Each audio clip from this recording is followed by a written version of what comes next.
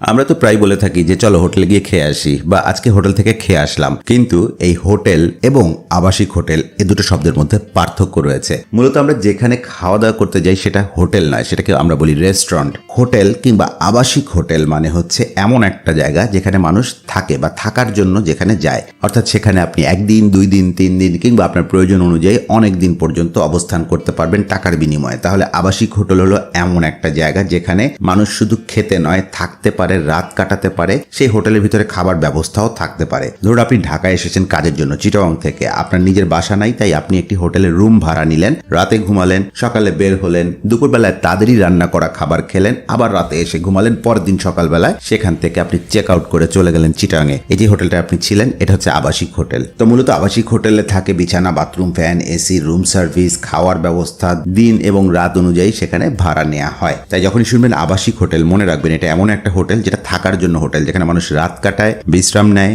এবং কিছুদিনের জন্য বা একদিনের জন্য বাসার মতো থাকতে পারে। তো আজকে এই ছিল মানে কিতে আবাসিক হোটেল মানে কি। ভালো থাকবেন সবাই।